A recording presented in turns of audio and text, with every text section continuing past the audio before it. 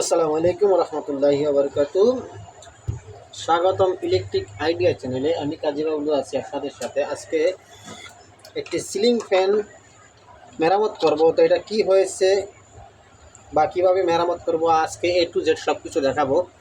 এটা সমস্যাটা হচ্ছে যখন এটাকে আমরা সুইচ দেয় তখন এটা শো একটা আওয়াজ করে আর এটা চলে না। তো সর্বপ্রথম আমাদের কাজটা হচ্ছে আমাদের আগে কয়েলটা ঠিক আছে কিনা ওটা চেক করব, তারপর এসে বাকি চিন্তা ভাবনা।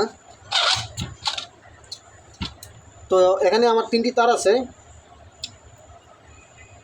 আমার এটা হচ্ছে কমন, এটা রানিং, এটা স্টার্টিং। তো কমনের সাথে এক প্রান্ত ধরি। আমার কিন্তু সিরিজ আছে আর এটাও কিন্তু ঠিক আছে। আর এই আমি রানিং আর স্টার্টিংয়ে ধরি, এটা কিন্তু ঠিক আছে। যেহেতু আমার সিরিজ লাইনটা দূরে, এই জন্য আমি আপনাদেরকে আমার মাল্টিমিটার দ্বারা দেখানোর চেষ্টা করি, এটাকে এটা বুঝতে সুবিধা হবে। তো আমার মিটার এখন 0 আছে। কমনের সাথে আমি রানিংটা ধরলাম, দেখতে পারতেছেন কন্টিনিউ পাইতেছে। কমনের সাথে স্টার্টিংটা ধরলাম, সেটা তো আছে। এখন যদি আমি কমনের সাথে যদি আমি বডি ধরি, বডি কিন্তু নাই, তাহলে আমার কয়েলটা ভালো আছে। সমস্যাটা হচ্ছে অন্য জায়গায়। সমস্যাটা কি হয়েছে সেটা আমরা এখন আগে ফ্যানটা খুলবো, খোলার পর তারপর দেখব। এই সমস্যাটা মূলত হয়ে থাকে দুটি কারণে। একটা হচ্ছে কয়েল যদি রানিং বা স্টার্টিং যদি কাটা থাকে, সেই কারণে হয়ে থাকে। আর আরেকটা সমস্যা হচ্ছে যদি বেয়ারিংয়ের হাউজিং যদি লুজ থাকে, তখনও কিন্তু এই সমস্যাটা হতে পারে। এখন যেহেতু আমাদের কয়েলটা ঠিক আছে, বডিও ঠিক আছে, কয়েলে কোনো প্রবলেম নাই, তাহলে আমাদের বেয়ারিংয়ের যে হাউজিং আছে বা বেয়ারিংয়ের যে যা আছে কি বলে শেপটা আছে, সেই শেপটাকে আমরা একটু দেখে নিব।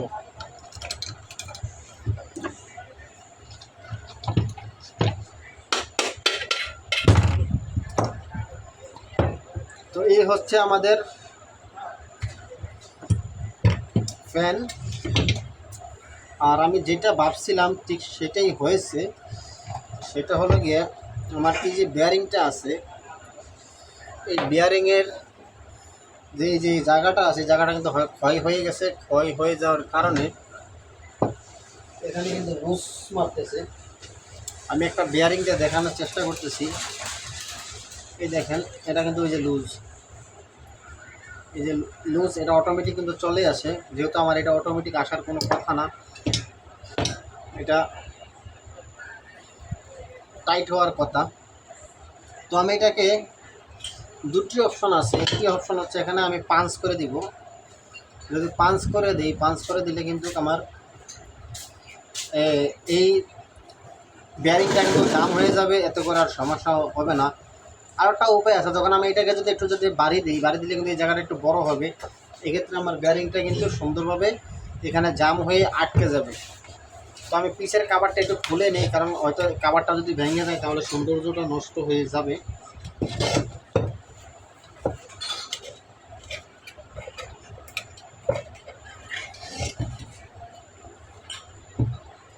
এটা খুলে নিলাম। এখন আমার এই বেয়ারিংটা চেঞ্জ করতে হবে। আগে বেয়ারিংটা চেঞ্জ করে নেই। আমি একটা ব্যানার সাহায্যে বেয়ারিংটাকে বাড়িয়ে ভাঙিয়ে দিলাম। দেখতে পাচ্ছেন বেয়ারিংয়ে কি আওয়াজ করতেছে। এক হচ্ছে বেয়ারিংটা ডিস্টার্ব, দ্বিতীয় হচ্ছে বেয়ারিংয়ের সাথে যে হাউজিং পুরোপুরি আসে যায়। তো যেহেতু আমার এই বেয়ারিংটা নষ্ট পাইছি, আমরা একটা নতুন বেয়ারিং এখানে লাগাবো। লাগানোর পর তারপর আমরা ফ্যানটাকে আবার চালাবো, ইনশাল্লাহ আশা করি ঠিক হয়ে যাবে। তো আমার এই যে একটা নতুন বেয়ারিং, আমি এটাকে আগে লাগিয়ে দেখি এটার কী অবস্থা। এটাও কি কিন্তু সেম অবস্থা, এটা আপ ডাউন করতেছে। তো আমি আগেই বলছি এখানে যদি পাঞ্চ করে দিই, পাঞ্চ করে দিলে কিন্তু হবে, কিন্তু আবার যখন আমি বেয়ারিংটা খুলে ফেলবো তখন কিন্তু এটা ডিস্টার্ব দেবে। তো আমি এটাকে একটু এভাবে একটু বাড়ি দিয়ে মাথাটাকে একটু আমি বড় করে নিই। এত করে হবে কি, বেয়ারিংটা আমি তখন দিব, তখন কিন্তু এই যে খুব শক্তভাবে কিন্তু বেয়ারিংটা আটকে গেছে। বেয়ারিংয়ে তখন আর লুজ হওয়ার কোনো সম্ভাবনা নাই। তো আমি এখন এটাকে ফিটিং করে নিব। যেহেতু আমার যে সমস্যাটা আমি ভাবছিলাম, এই সমস্যাটা আমি এখানে পেয়েছি, এখন আর এটার কাজ নাই। তো আমি এটাকে ফিটিং করে দিতেছি। আমি একটা নাট দিয়ে আগে সেন্টারটা ঠিক রাখি।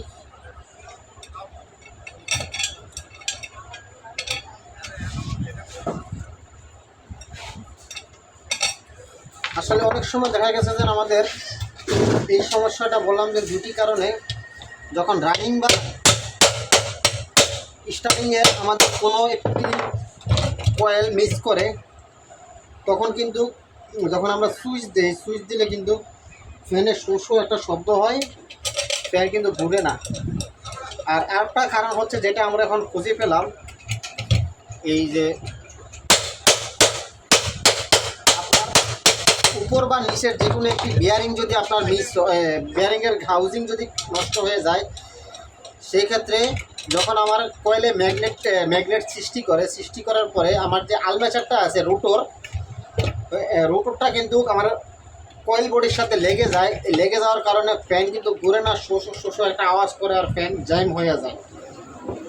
এক্ষেত্রে আমরা কি করি, হয়তো এই বেয়ারিংটা চেঞ্জ করে এখানে আমরা নতুন একটি বেয়ারিং লাগিয়ে দেই, আর যেই জায়গাটা সমস্যা এই জায়গাটাকে পাঞ্চ করে দিই। আর না হয় এভাবে আমি যেভাবে বাড়ি দিয়ে নিলাম এভাবে বাড়ি দিয়ে দিই। আসলে আমার হিসাবে পাঞ্চ করার চাইতে বাড়ি দিয়ে দিলে জিনিসটা গোড়াটা মোটা হয়। মোটা হওয়ার ফলে হয় কি, এই আপনার বেয়ারিংটা খুব সুন্দরভাবে শক্তভাবে লেগে যায়। আমার এটা কিন্তু কোনো সম্পূর্ণ বয় না, একটু ফ্রি করে নিই ভালো করে।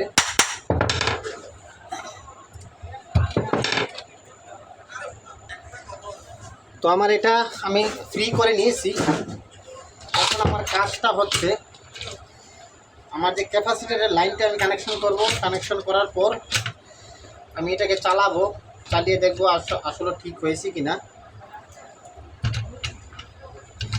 আমি ক্যাপাসিটরটা একটু মাপ দিয়ে নেই আমার সিরিজ লাইনের সাহায্যে, দেখি আমার ক্যাপাসিটরটাও ঠিক আছে কিনা।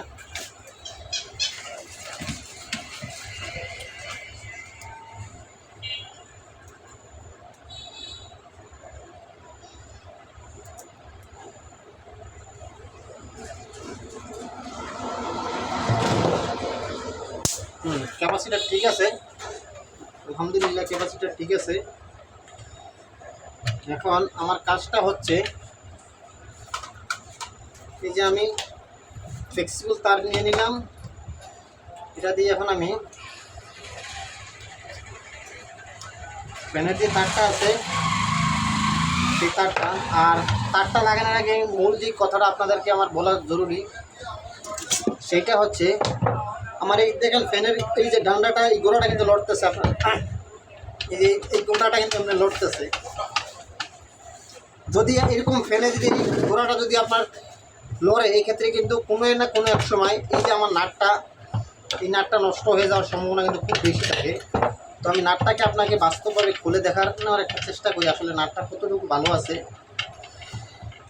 আর এই সমস্যাটা কিন্তু আমাদের সামনে অনেকগুলো আসে। এই দেখেন নাট কিন্তু অলরেডি ক্ষয় হয়ে গেছে, আপনারা দেখতে পাচ্ছেন। এই যে নাটটা কিন্তু অলরেডি ক্ষয় হয়ে গেছে এই লুজের কারণে। আপনারা সবসময় চেষ্টা করবেন এই জায়গাটাকে সুন্দরভাবে টাইট করে দেওয়ার জন্য, যাতে করে কোনো লুজ কালেকশন না থাকে। লুজ কানেকশন থাকলে কিন্তু আপনার এই নাটটা কিন্তু নষ্ট হয়ে যাবে, এতে করে ফ্যান ছিঁড়ে পড়ার সম্ভাবনা খুব বেশি থাকে। তো আমরা এটাকে সুন্দরভাবে ভালোভাবে টাইট করে দিব, যাতে করে আমার এই যে পাইপটা যেন আমার লুজ না হয়। এটা কিন্তু আপনারা যারা ফ্যান লাগান বা ফ্যানের কাজ করেন, আপনারা কিন্তু এটা খেয়াল করে লাগিয়ে দিবেন, এতে করে আমাদের সেফটি।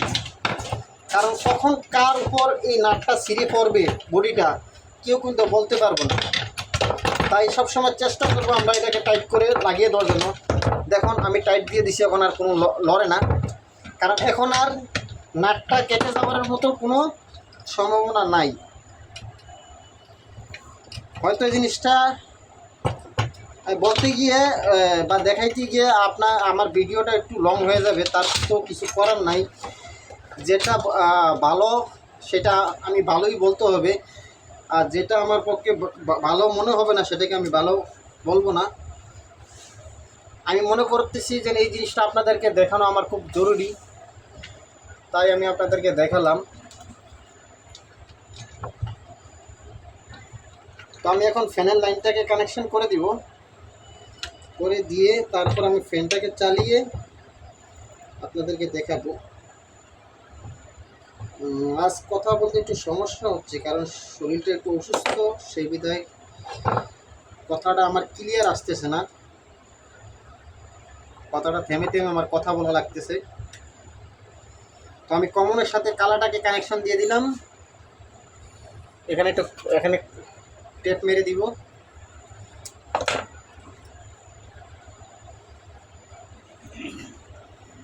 অনেকে টাই মারে, কি বলে যে টিউব মারে, আমার কাছে এই হিট টিউব আপাতত নাই, এজন্য আমি এটাকে কস্টিপ দিয়ে দিতেছি।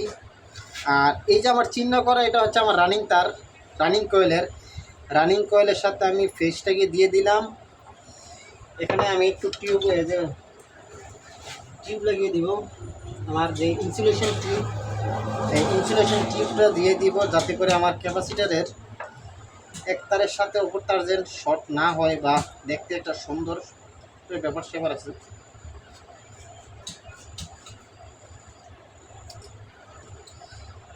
আমি ক্যাপাসিটার এক প্রান্তে রানিং, এক প্রান্তে স্টার্টিং তার দিয়ে দিলাম।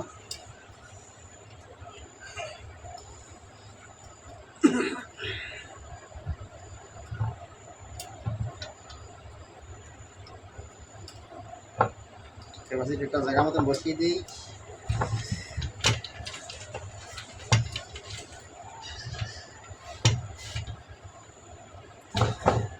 এই তারগুলাকে একটু গুছিয়ে ছোট্ট একটি টাই দিয়ে আটকে দিব, যাতে করে এই তারগুলা বডির সাথে না লাগে, আর বডি যাতে না লেগে বডি যেন শর্ট না হয়, এদিকে আমরা একটা খেয়াল রাখবো।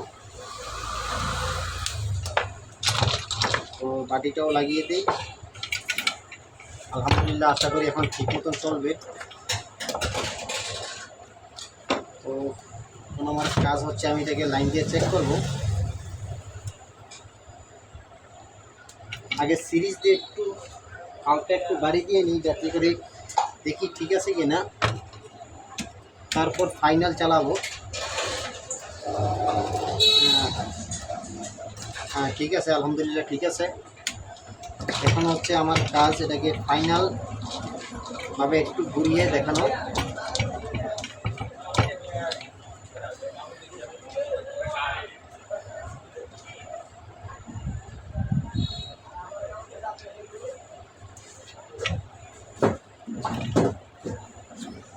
তো দেখতে থাকুন, প্রথমে সিরিজে দিলাম, আমার ফ্যানটি ঘুরতেছে আলহামদুলিল্লাহ। তারপর ডাইরেক্ট দিলাম, আলহামদুলিল্লাহ ঠিক আছে। তো এই ছিল ফ্যানের সমস্যাটা। তো সমস্যা আলহামদুলিল্লাহ সমাধান করতে পেরেছি। তো এরকম সমস্যা যদি আপনারা পরে থাকেন তাহলে এইভাবে চেষ্টা করবেন, আশা করি সমস্যার সমাধান হয়ে যাবে। তো সবাই ভালো থাকবেন, সুস্থ থাকবেন। আজকের ভিডিও এই পর্যন্ত। আল্লাহ হাফিজ। আসসালামু আলাইকুম ওয়া রাহমাতুল্লাহি ওয়া বারাকাতুহু।